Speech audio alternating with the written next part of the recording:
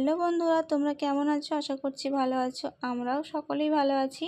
তো এদিকে দেখো, বর্ষাকাল তো শুরু হয়ে গেছে। শ্রাবণ মাস ঢুকে থেকেই সমানে বৃষ্টি। প্রত্যেকটা দিন বিকেলে তো বৃষ্টি হচ্ছেই। আর যখন শুরু হচ্ছে বৃষ্টি ছাড়া নামই নেই। 2-3 দিন ধরে বৃষ্টি হচ্ছে। তো এখন দেখো, আজকে শুরু হয়েছে বিকেল থেকে, কিন্তু এত জল আজকে পড়ছে। এখন রাত 2টো বাজে। এই ভিডিওটা যখন করেছিলাম না, রাত 2টোর সময় দেখছি রাস্তায় একটাও লোক নেই, সব দরজা দোকান সব বন্ধ। আর এত জল উঠে গেছে। এই প্রথম এবছর এত বৃষ্টি হচ্ছে, কিন্তু এরকম জল কখনোই রাস্তায় আর আমাদের সিঁড়ি পর্যন্ত, মানে ঘরের, কখনোই জল আসে না। কারণ আমাদের রাস্তা থেকে ঘরটা অনেকটাই উঁচুতে, রাস্তাতেই জল আসে না, তো সিঁড়িতে কী করে আসবে? তো এদিকে দেখো, এটা হচ্ছে সকালের ভিডিও। রাস্তা দেখো পরিষ্কার হয়ে গেছে। আর আমাদের বাড়িটা দেখো অনেকটাই উঁচু, তাও কিন্তু কালকে রাত্রে জল উঠে গেছিলো। আর এদিকে এখন রাস্তা পরিষ্কার হয়ে গেছে, জলগুলো সব চলে গেছে, কিন্তু বৃষ্টি এখন সমানে পড়ছে। তো সেটাই তোমাদেরকে দেখাচ্ছিলাম যে কালকে রাত্রে কোথায় বৃষ্টি আর কি পড়ছিল, তখন কোথায় জল ছিল, আর আজকে কোথায় দেখো এক ফোঁটাও জল নেই। সব আর কি রাত্রের মধ্যেই জল চলে গেছে।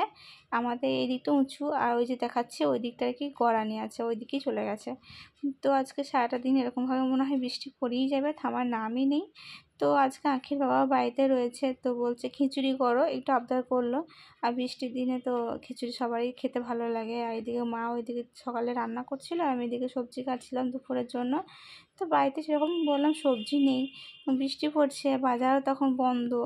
সমানে বৃষ্টি পড়লে তো বাজারে সবজি তো বসবে কী করে হাটে, তাই না?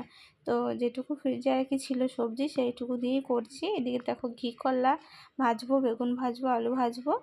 আর এদিকে খিচুড়ির জন্য যে আলু আর গাজর আর কি, আর সয়াবিন, বাদাম, কলাই সব রকমই দেবো। তো আর অন্য কোনো সবজি নেই, না হলে বাঁধাকপি, ফুলকপি, কুমড়ো থাকলে কুমড়ো দেওয়া হতো। তো চলো রান্নাটা তাড়াতাড়ি সেরে নিই।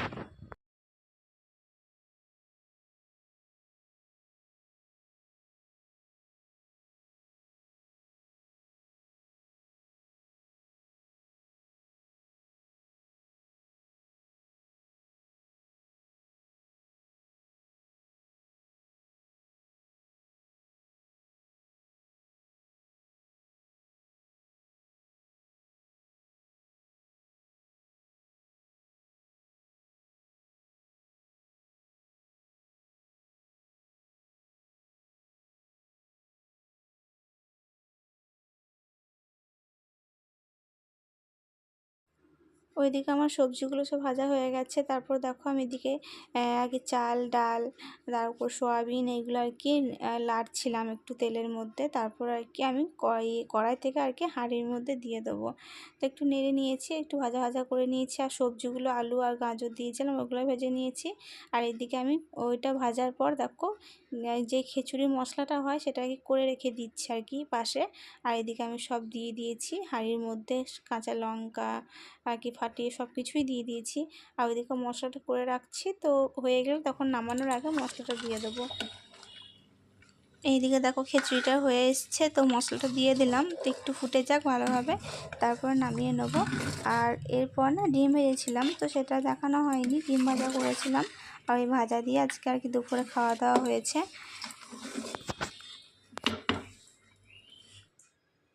তো গুড ইভিনিং বন্ধুরা।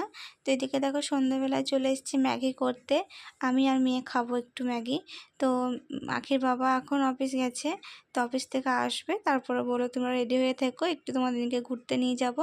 তো ওদের আর কি অফিসের পাশেই একটা মন্দির রয়েছে, তো এই মন্দিরে নিয়ে যাবে বলেছিল। তো আজকে তো সোমবার, তো শিবের মন্দির, তো তোমাদের সাথে সব কিছু শেয়ার করবো, তোমাদেরকে দেখাবো। তো চলো আগে ম্যাগিটা করে নিই, মেয়েটাকে খাইয়ে আমি খেয়ে নিই।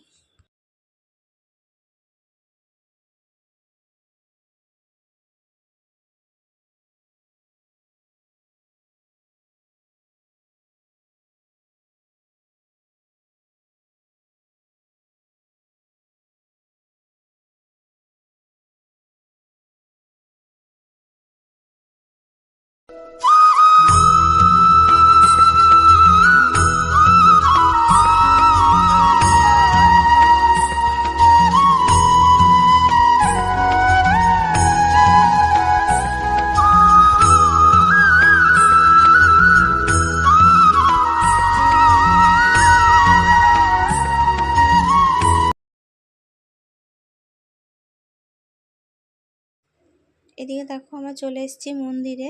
চিনতে পারছো এটা কিসের মন্দির? তো এটা হচ্ছে কেদারনাথ বাবার মন্দির। তো যেখানে কেদারনাথ তীর্থস্থান রয়েছে, তো সেই সেম তৈরি করেছে আমাদের এখানে বোলপুরে। তো এইটার জন্য বলছিল নাকির বাবা চলো দেখিয়ে নিয়ে আসি, তো আসা হচ্ছে না, তো আজকে সোমবার ভাবলাম দেখে আসি। আর বাইরে থেকে দেখাতে হলো কারণ ভেতরে কোনো ক্যামেরা অ্যালাউ নেই। তো তোমাদের সাথে শেয়ার করতে পারলাম না সে সব কিছু আর কি, ভিতরে বাবাকে দর্শন করাতে পারলাম না।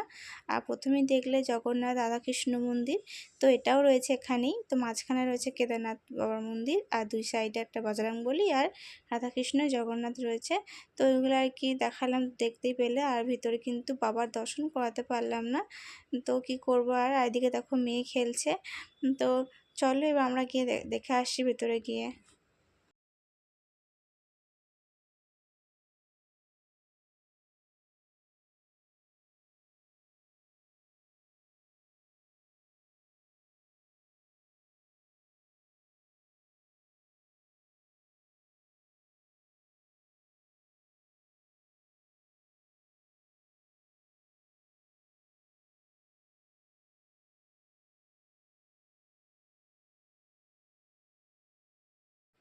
এইদিকে মন্দির থেকে বেরোতে না বেরোতে আবার বৃষ্টি শুরু হয়ে গেছে। একটু বৃষ্টি থেমেছিল বলে আমরা এসেছি, তো ভাবলাম যাই, তো দেখছি আবার দেখো মন্দির থেকে ঘুরে আসতে না আসতেই বৃষ্টি শুরু। তো আমরা এক জায়গায় দাঁড়িয়েছি রাস্তায়, আর মেয়ের এদিকে হাই করছে, বললাম হাই করো। ও জুতো খুলে দিয়েছে, দিয়ে বৃষ্টি পড়ছে, বৃষ্টি জলগুলো মাখছে। তো এখন যাওয়া যাবে না, একটু দাঁড়াই। আমরা অনুপম দোকানের সামনে রয়েছি, কারণ ঠান্ডা লেগে যাবে, মেয়েটা আছে তো। তো চলো আজকে এখানেই ব্লগটা শেষ করছি। তোমাদের কেদারনাথ মন্দির কেমন লাগলো অবশ্যই কমেন্টে জানাতে ভুলো না। ভালো লাগলে লাইক করো এবং শেয়ার করো, আমার পাশে থেকো বন্ধুরা। তো দেখা হচ্ছে নেক্সট ব্লগে, ততক্ষণ তোমরা সুস্থ থেকো, ভালো থেকো।